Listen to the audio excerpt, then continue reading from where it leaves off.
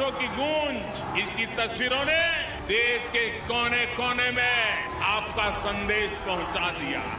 मेघालय में चारों तरफ बीजेपी ही बीजेपी दिख रही है।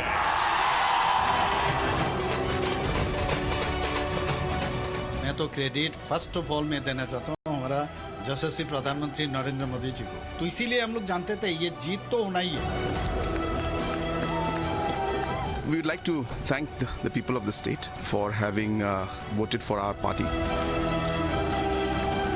चुनाव जीत रहा है तो उसका मतलब साफ है कि लोगों का विश्वास प्राप्त कर रहे हैं हम।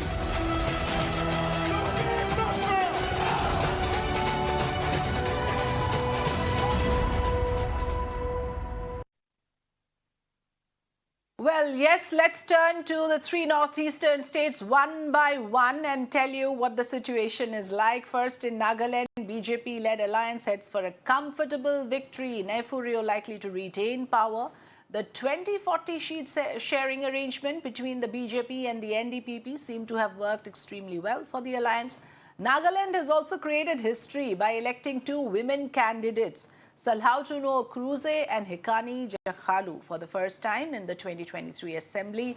Now, both candidates are from the regional outfit Nationalist Democratic Progressive Party. Let's listen in to my colleague Tanushri speaking to one of the winning candidates who happens to be a woman. For the first time, you will have women presence in the Nagaland Assembly. Let's listen in. What are the plans that you have for the women of this area? Women empowerment was one of the topics, agendas. Yes. What are the plans? First of all, I need to focus on my constituency, and that is what I've been telling them also. I want to make sure, but it's not about, I want to make sure that I start from the scratch, which means I do this whole assessment of the position of women, whether it's girl child going to school, I mean, starting from there, to women who are, young girls who are still studying, to women who are working, to mothers. I want to do this whole mapping first, and then depending, especially for the younger girls, I want to do this aspiration mapping first for them, because most of the time it's not what I want, and that is probably that's where the policy goes wrong, because it's mostly, we deciding, or the leaders in position deciding what the people want. But actually, it's important to first understand what the people want. Well, that's the big takeaway undoubtedly from Nagaland. Let's now turn to Meghalaya. Conrad Sangma's NPP has a major lead over other parties. One state where the two alliance partners, BJP and NPP, decided to go solo. Here, the NPP has managed to hold its ground, yet it has fallen short of the majority mark by about 5 seats, and even with BJP's help, may still fall short. Conrad Sangma will be busy on the negotiating table for a final settlement. Joining us now here on the program is Patricia Mukhim, editor of Shillong Times, joining us from Shillong. Very good evening, Patricia. Thank you for giving us time here on Mirror Now.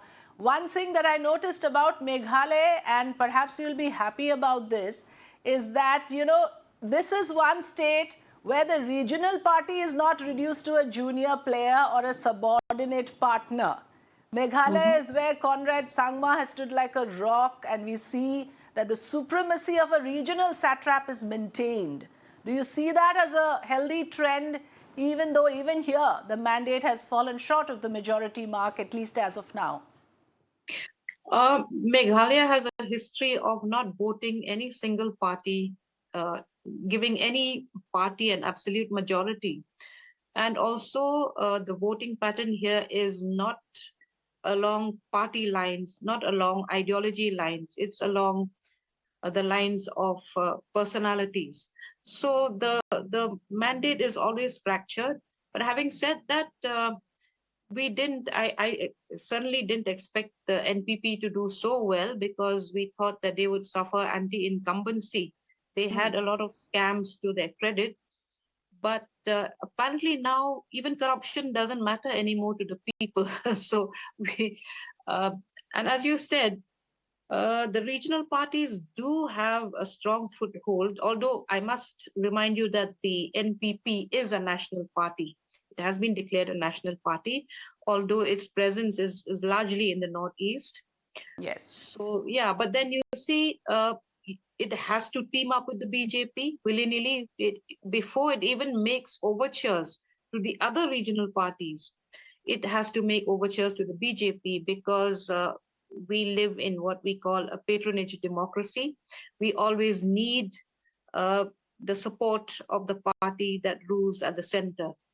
So Yes. without the BJP, in the last elections too, they had only 2 MLAs, but they were part of the government.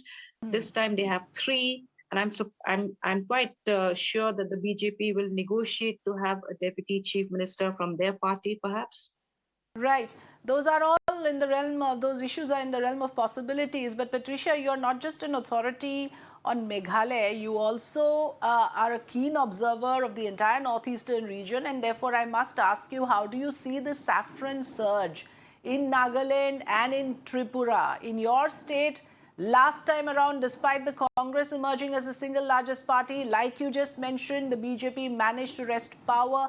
But in the other 2 states, BJP is now legitimately in. There's very little room for maneuver in the 2 other states of Tripura and Nagaland. In Tripura, the BJP already has a foothold, quite a strong one. Yes. In Nagaland too, it is making the right moves in terms of not disturbing, not talking about religious identities, not talking about beef bans and all that. So it has tailored its campaign in a way that it looks benign. It doesn't look as aggressive as it would in some other states, the bigger states. Possibly it has studied the psyche of people, and it knows what exactly and how exactly to approach the hill tribes. Also in Nagaland, the BJP, I think, has taken up the issue of the Eastern Naga People's Organization. That is a huge chunk of Nagaland with 20 seats.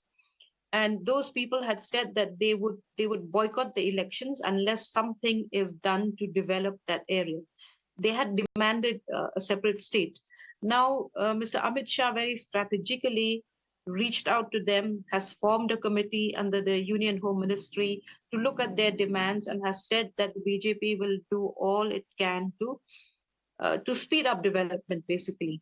So, and for states that are so distant and so underdeveloped, when a political party speaks of development, and when people see that development happening in BJP ruled states, particularly the nearest state is Assam, they tend to think that maybe we can repose our faith in this party if it doesn't meddle with our religion, with our cultural beliefs and traditions. Why not give it a chance at governance? I think that's how it works. Right. People are willing to give a chance. The regional leaders, like you said, have certain compulsions, to ally with the party that is in power at the center. I want to ask you, Patricia, you come from a state that has a matrilineal society. We see very large presence of women in Meghalaya. Meghalaya is not a state where representation of women is a problem. But look at Nagaland.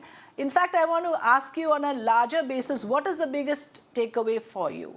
Is it the inroads of regional parties from other states, like even NCP winning 5 seats in Nagaland? Is it Tipra Motha's impressive debut? Or is it the fact that a state like Nagaland, for the very first time, has elected 2 legislators who are women? I think that's incredible. And I must congratulate these 2 women. I think they're very courageous, because Nagaland is very, very patriarchal. And there's never been a chance for women to hold positions of authority. The last time they wanted to enter the urban polls, the urban civic polls, there was so much of violence, and then they had to all withdraw. This time, I'm glad for Hekani and the other lady. Hekani, of course, has been a youth leader for quite some time, so I think she knows how to wield her way through the difficulties that Nagaland is. Right. I also hope, I saw you questioning her on what she can do for women, in general. I think it's important that she empowers other women to get into the political bandwagon. because we do need women to be in decision-making positions. Yes. Politics has always been too male-dominated, and therefore even the issues of women. If you look at Meghalaya, women, there are 52% of women suffering from anemia.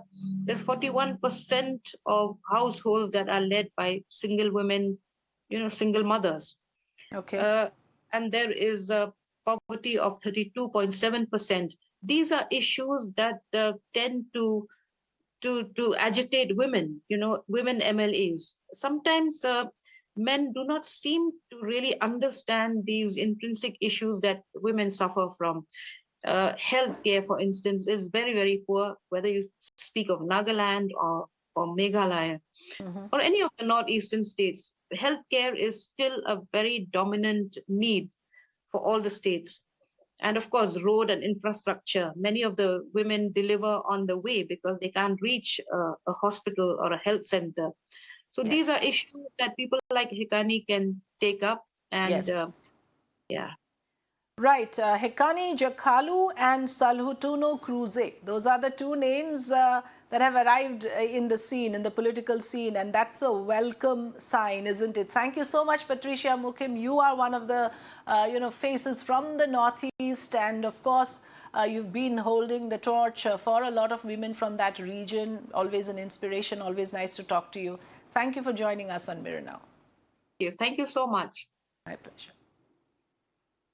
Well, let's now bring in the other inputs from other states as well. My colleague Ravikant spoke to Manik Saha, the incumbent Chief Minister of Tripura. The question remains whether Mr. Saha will come back as the Chief Minister or not. Let's listen in to what Mr. Manik Saha had to say to my colleague Ravikant. Tripura के मुख्यमंत्री मानिक शाह जी हमारे साथ हैं। मानिक जी, जो नतीजे आए हैं, आप लोग इतनी ही सीटों की उम्मीद कर रहे थे या कुछ सीटें कम हुई आप लोगों की उम्मीद के अनुसार? देखिए, मैं हमेशा हर जगह बोलता हूं कि एक प्रोवर्ब है, if you want cannon you will get पिस्तौल। तो हमेशा चाहत ज्यादा होना चाहिए। तो चाहत के हिसाब से तो हम लोग अभी बहुमत मिल ही गया, लेकिन और ज्यादा हम लोग सोच रहे थे। जिस तरह प्रधानमंत्री जी और सेंट्रल गवर्नमेंट इतना काम यहाँ पर किए हैं, तो उस हिसाब से और हम लोग चाह रहे थे। स्टेट गवर्नमेंट भी काम किए हैं, पृथ्वीघर सुशासन किए, हम लोग कार्यकर्ता सभी हमेशा 365 दिन हर साल हम लोग मैदान में थे। तो उस हिसाब से और आना चाहिए था। तो हम लोग इसके चीज को लेके बैठेंगे और विचार विश्लेषण करेंगे। Well, Conrad Sangma is again the man of the moment now, and like you heard the Shillong Times editor Patricia mention there that Conrad will have to now strike a settlement with a couple of other parties, BJP likely to be one of them. Let's listen in to Conrad Sangma speaking to us on this entire issue. In fact, my colleague Nibir spoke with Conrad Sangma earlier. Here it is. Scorpions came to Shillong and sang about winds of change. Do you think the changes you have brought helped you get such a mandate today that you're got? Yes, absolutely. We have worked very hard in the last 5 years to ensure that there was stability in the government, to ensure that there was, a generic peace overall in the state in terms of especially insurgent-related issues. Of course, incidents took place, but on a larger scale, there was more peace compared to the previous 5 years. And in the last 5 years, a lot of stress was put on development. So keeping all these factors in mind, we are happy that people have seen the work that has been done, and they've given us a much higher mandate compared to last time. 26 seats is very short of the absolute majority mark by single largest party, but post-poll alliances are a very common thing in Meghalaya. So what are the options that you are looking for currently? So we will discuss with all our MLAs on how we should move forward. In fact, right now I have my colleagues joining us live. Nibir from Shillong, we have Ravikant from Agartala and Tanushri joining us from Kohima. Let's have all my colleagues on screen if I can see them. I will go first to Nibir. Yes, Nibir, we heard Conrad Sangma. He would have liked to cross the majority mark by himself, but that hasn't happened, even though an impressive numbers for the NPP. the fact that NPP and BJP, both sides, decided to fight this election solo. Now, Conrad Sangma undoubtedly is, has the better bargaining power in the overall scheme of things. What does it look like, Nibir? What are you picking up? What kind of discussions, consultations are going on at the moment?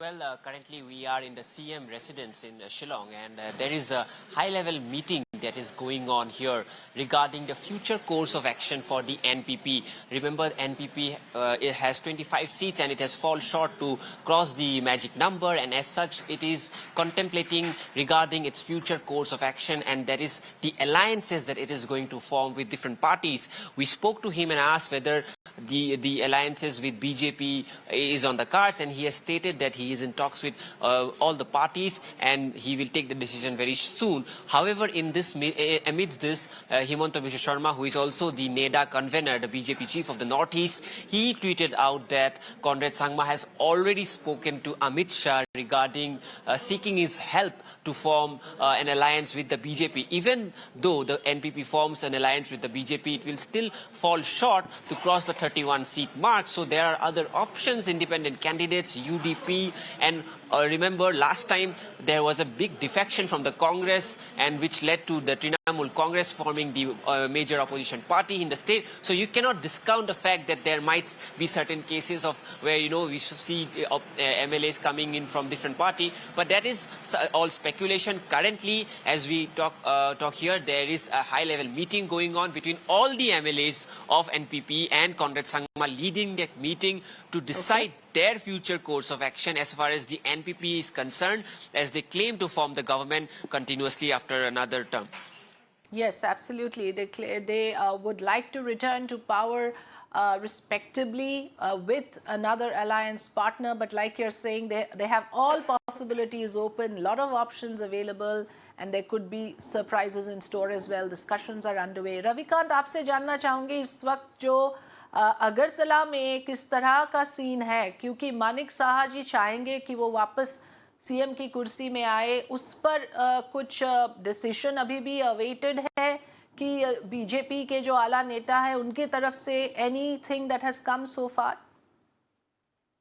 देखिए, Times now ने उनसे बातचीत की, जो त्रिपुरा के current CM हैं मानिक साहा, उनसे मैंने खुद बातचीत की। दो चीजें यहाँ पर बहुत क्लियर हैं। पहली बात ये कि बीजेपी अपने दम पर सरकार बनाने में कामयाब रही है। दूसरी सबसे इंपॉर्टेंट बात यह है कि चूंकि मानिक साहा के चेहरे को आगे करके भारतीय जनता पार्टी ने यहाँ त्रिपुरा में चुनाव लड़ा था, इसलिए वही मुख्यमंत्री बनने जा रहे हैं। इसमें फिलहाल कोई डाउट नहीं है। जितने भी भारतीय जनता पार्टी के त्रिपुरा के प्रभारी हैं और टॉप लीडर्स हैं, वो इस वक्त अगरतला में हैं। लेकिन सबसे चिंता की बात यही थी कि पहली बार जो त्रिपुरा मोथा पार्टी है जिसने चुनाव लड़ा और वो इतनी सीटें लाने में कामयाब रही, जो ट्राइबल्स वोट बैंक है भारतीय जनता पार्टी का, वो कहीं न कहीं खिसका हुआ है। और जब मैंने मुख्यमंत्री से ये सवाल पूछा कि क्या आप उनका समर्थन लेंगे, उनसे बातचीत करेंगे, तो बीजेपी ने क्लियर कट इंडिकेशन दिया है कि जो ट्राइबल्स हैं उनके हितों को देखते हुए उनसे हाथ मिलाने में हमें फिलहाल कोई आपत्ति नहीं है, बावजूद इसके कि भारतीय जनता पार्टी अकेले अपने दम पर सरकार बनाने के लिए जो मैजिक फिगर चाहिए उसको अचीव कर चुकी है। तो दो चीजें बिल्कुल क्लियर है कि बीजेपी अपने दम पर सरकार तो बना रही है, लेकिन जो ट्राइबल्स को लेकर काम करने वाली पार्टियां हैं उन तक पहुंचा जाएगा, उनको अपने पाले में लाने का प्रयास किया जाएगा और मुख्यमंत्री जो है वो मानिक साहा ही होंगे, वही ओथ लेंगे। जी, ये आपने जरूरी बात कही कि त्रिपुरा मोथा has made an impressive tally for a party that has made its debut in the state elections. It has won around 11 seats, so it's quite an impressive showing for Pradyut Dev Varman's newly formed party. But like you said, this is going to be interesting to watch out for, the announcement of the chief minister's position and whether there will be a tie-up with one of the tribal outfits, despite the fact that the BJP doesn't really require an ally in Tripura. Let me have Tanushri come in as well from Dimapur. Tanushri, there in Dimapur, what kind of discussions, what kind of consultations are on? Because this is one state, and you said it very early today, that there are no surprises likely. There is literally no semblance of opposition. The entire cadre of one party has moved en bloc to another. We are talking about NPF moving lock, stock and barrel, as it were, to the NDPP, and a very comfortable win for the BJP alliance there.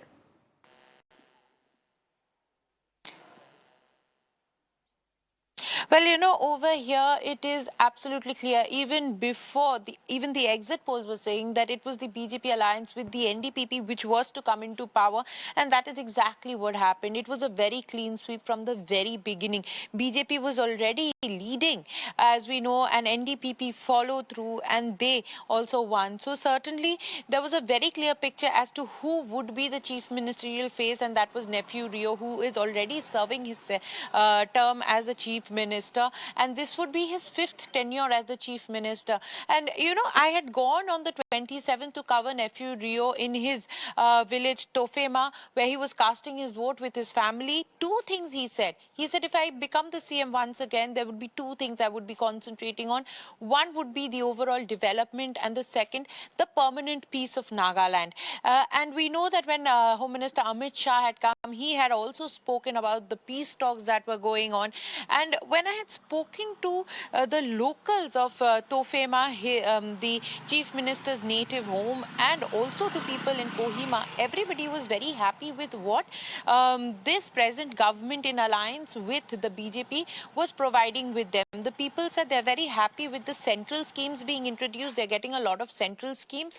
And with the development, yes, certainly some said that, you know, if the development was a bit faster, then it would have been better. But they're all very happy with the infrastructure development, with the Prime Minister's Awas Yojana, the Jal Jeevan, everything. One thing that Nagaland has made history this time is the women candidates, bringing out women candidate into the foray of politics and into the assembly. I had an exclusive chat with one of the BJP winning candidates also, and he also said that, you know, this time the assembly will look a bit more different with 2 women candidates. Even though BJP's women candidate, she has lost by a very close margin, but NDPP's 2 women candidates, with one of whom, Hekani, we had an exclusive chat with. So therefore, when they have come into the foray, certainly even the BJP in alliance with the NDPP, they are expecting a bit of a change in the assembly scenario. Certainly women issues would be brought out, and over here we see that what the Pradhan Mantri and the BJP preach, that Beti Bachao, Beti Padhao, that has come in action over here, with women candidates also coming out and fighting in the assembly election. Certainly 2 of them have won. That is a very big thing for the Nagaland politics this time. Yes, absolutely. Tanushree, Nibir and Ravikant, thank you so much for joining us and for getting us the ground inputs. After the state polls, let's